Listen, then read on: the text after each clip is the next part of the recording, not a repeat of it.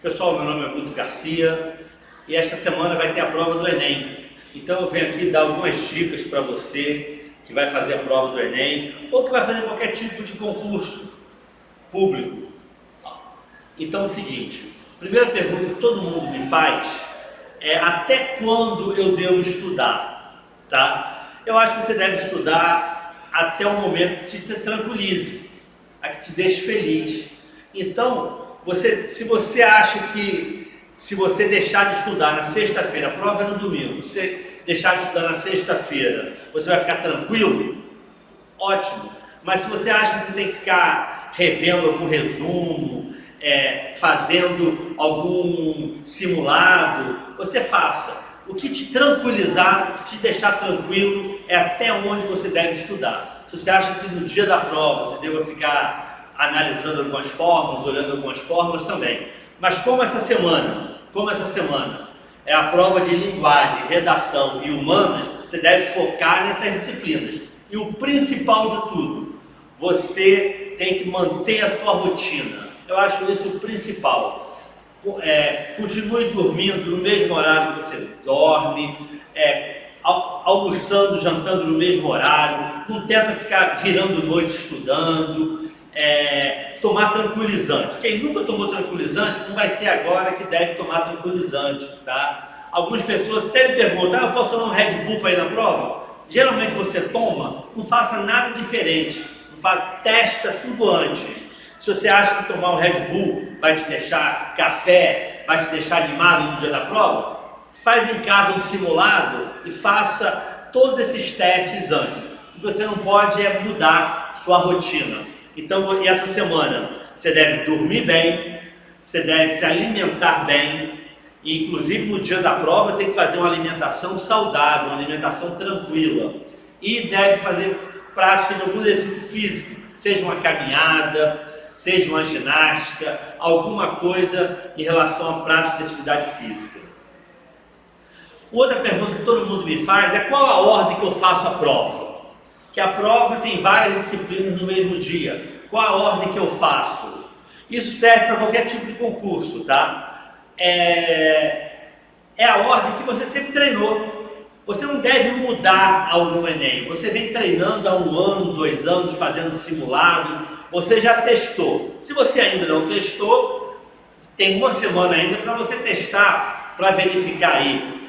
O primeiro dia, por exemplo, do Enem, eu aconselho somente não deixar a redação para o final. Eu acho perigoso deixar a redação para o final, já que você pode não ter tempo para finalizar uma redação que vale 1000 pontos. Eu acho muito importante.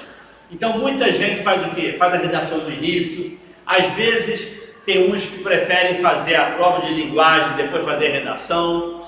Então tem vários, você tem que testar em casa, através de simulados. O que você vem fazendo durante esse tempo aí é o principal, tá? Não tenta mudar nada na hora da prova. Não é porque o meu amigo, a minha irmã fez dessa forma que vai ser igual para você, tá? No segundo dia, por exemplo, muita gente, eu verifiquei que teve bons resultados. É uma prova que exige muito cálculo, matemática, física, química e biologia, no segundo domingo. Então, muita gente faz 25 questões de matemática, aí está cansado da prova de matemática e faz a prova de natureza, física, química e biologia. E depois volta para finalizar as 20 questões de matemática. É uma técnica também, já que às vezes fazer 45 questões de matemática pode ser bem complicado, tá? Mas o objetivo é esse, você testar antes. Tudo que você fez anteriormente, não mudar por causa que alguém fez algo diferente e se deu bem, tá? Isso não seria interessante. Muita gente me pergunta também se eu devo pular alguma questão no Enem, tá? Isso é algo muito importante, porque o Enem, ele não corrige a prova através daquela teoria clássica de testes, tá? Isto é, o que existe no colégio, uma prova com 10 questões, cada questão valendo 1 ponto, Se a pessoa acertou 7 questões, ela tira 7, a outra pessoa acertou outras 7 questões, também tirou 7. No Enem não. No Enem é corrigido através de TRI, Teoria de Resposta ao Item, tá? É algo totalmente diferente. O que significa isso? O Enem, ele analisa a sua coerência na prova. O Enem acha o seguinte: se você acertar as questões difíceis e errar as questões fáceis, você chutou na hora da prova. Então tem gente, por exemplo, na prova de matemática, 2 pessoas acertaram o mesmo número de questões, 20 questões, mas acertaram questões diferentes. Uma fez 700 pontos, a outra fez 400 pontos. Isso existe. Tem gente que sai da prova dizendo: corrigiu minha prova errado. Na realidade, essa pessoa que acertou, fez muitos pontos, 700 pontos, ela acertou a maioria das questões fáceis, algumas médias, e errou as questões difíceis. Enquanto a outra pessoa acertou muitas questões difíceis, o que o TRI acha? Que quem errou as questões fáceis e acertou as difíceis, ele chutou, tá? Então eu aconselho, tá fazendo a prova de matemática lá, primeiro de tudo a gente lê geralmente na prova do Enem, o enunciado é muito extenso, lê o comando. O comando é o último parágrafo lá. O que a questão está querendo? Lê a questão do comando lá. Lê o parágrafo do comando. Depois você dá uma analisada na questão e para verificar se é uma questão difícil, que você acha difícil, ou é uma questão muito extensa, que dá muito trabalho, ou uma questão que você não tem nem ideia, tá? Se for um desses 3 tipos, eu acho que você deva pular. Se é uma questão muito difícil, que você vai ter que precisar de muito tempo para resolver aquela questão, você deve pular essa questão, porque inclusive essa questão vai valer pouco ponto. Ela vale pouco ponto. O objetivo do Enem é uma prova de fundo. O que é uma prova de fundo? É uma prova que tem muito conteúdo. É uma prova que tem muito extensa, muito grande. Então, o Enem, ele não mede só o conhecimento.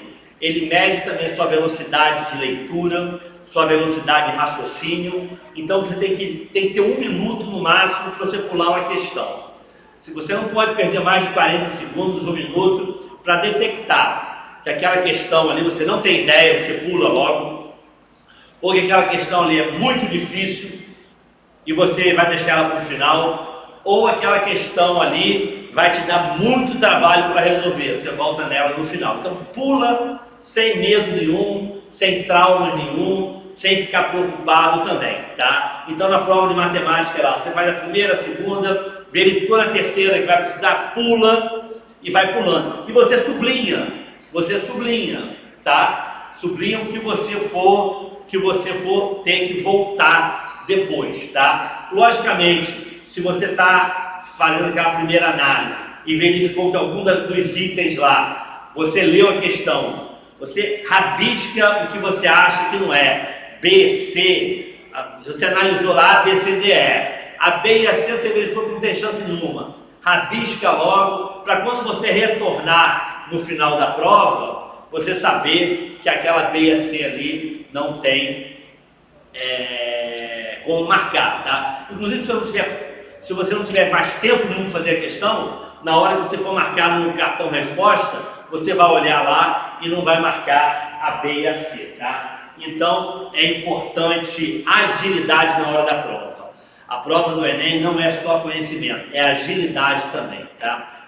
E o que eu devo levar para o dia da prova, tá? Você tem que levar um documento com foto, tá? Seja carteira de identidade, motorista, passaporte. Tem que levar caneta transparente preta, tá? Leva umas 3 canetas pelo menos. E tem que levar, tá? O primeiro dia de prova são 5 horas e meia de prova, depois são 5 horas de prova. Leva alguma coisa para você comer, tá? Seja uma fruta. Eu aconselho levar barra de cereal, tá? Umas 4 barras de cereais. Leva pelo menos 500 ml de água, tá? Para que você possa, durante a prova, poder fazer um rápido lanche, tá? E lembrando que é muito importante nessa semana você beber bastante água. hidratar o cérebro, tá? Melhora a concentração, melhora o raciocínio, então bebe muita água essa semana. Na hora da prova não é bom beber muita água, senão você vai ter que ir no banheiro toda hora. Não leva para a prova celular, relógio, nada disso é permitido na hora da prova, tá? Agora, muita gente me pergunta também dicas da redação, tá? Eu sou professor de matemática, eu não sou professor de redação. Mas uma coisa importante é o seguinte: muita gente treina durante muitos anos o tema da redação. E o tema da redação dos últimos anos tem sido muito imprevisível, tá? Então, vai para a prova com aquele espírito que você vai encontrar um tema que você nunca viu, para na hora não te dar, para você não ficar triste na hora de receber a prova, tá? Então, a probabilidade de você nunca ter visto o tema é muito grande. Então, vai com esse pensamento, tá? Que a redação vai ser completamente um tema que você nunca viu. Mas, geralmente, o tema da redação, ele mostra alguma forma de desigualdade.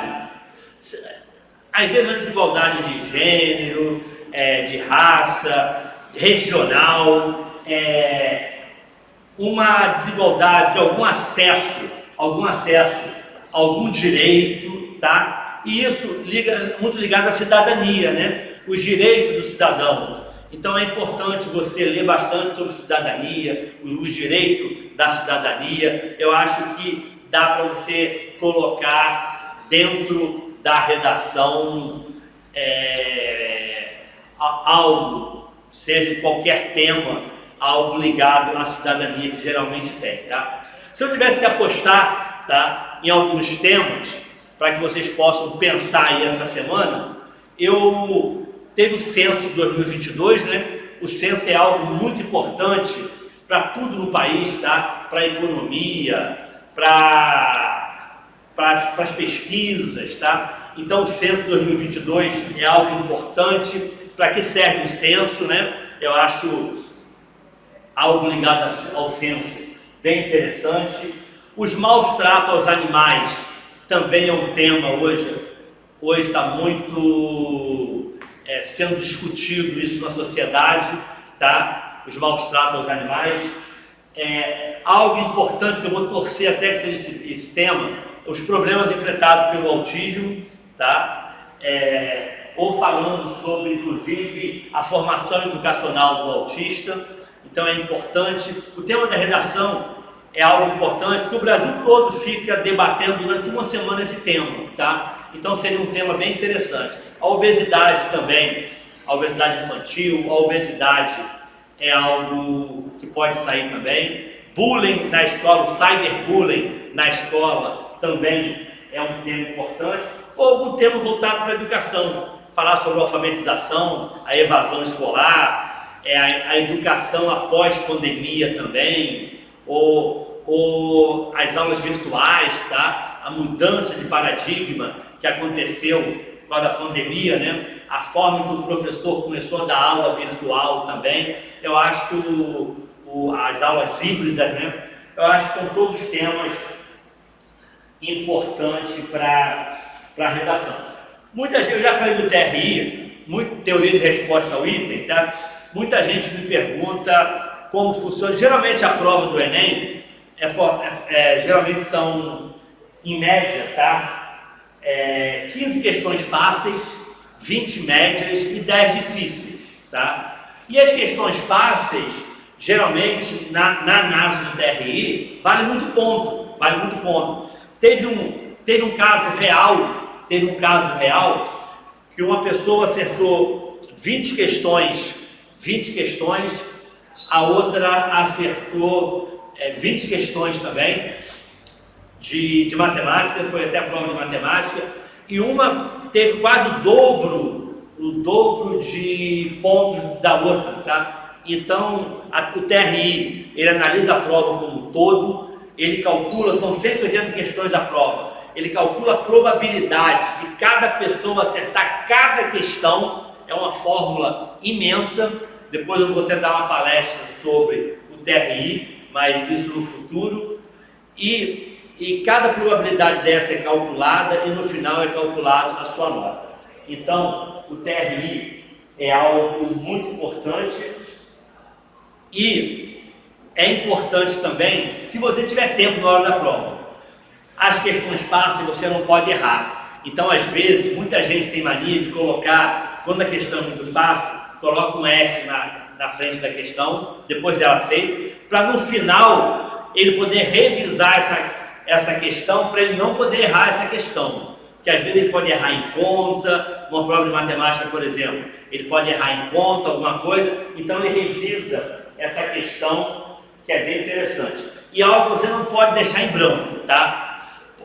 Uma questão muito difícil pode valer pouco, mas sempre vale alguma coisa, tá? Quem acerta 25 questões, com certeza vai ter uma nota,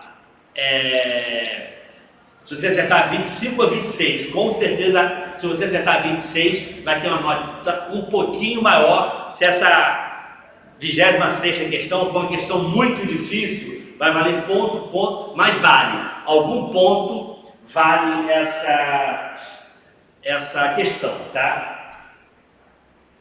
Então, pessoal, na realidade, o que vocês têm que fazer hoje, tá? Vocês têm que fazer hoje é colocar em prática tudo que vocês estudaram na vida de vocês até hoje, tá? Colocar em prática na hora da prova, a solução da prova no dia lá, o seu lado emocional é muito importante, talvez seja tão importante como o seu grau de conhecimento. Então vá para a prova, tente ir para a prova tranquilo, com bem o seu lado emocional bem essa semana. Não mude aquilo que eu falei para vocês, não mude a rotina de vocês. Ninguém vai brigar com a namorada, porque essa semana não é semana disso, aumentar a ansiedade.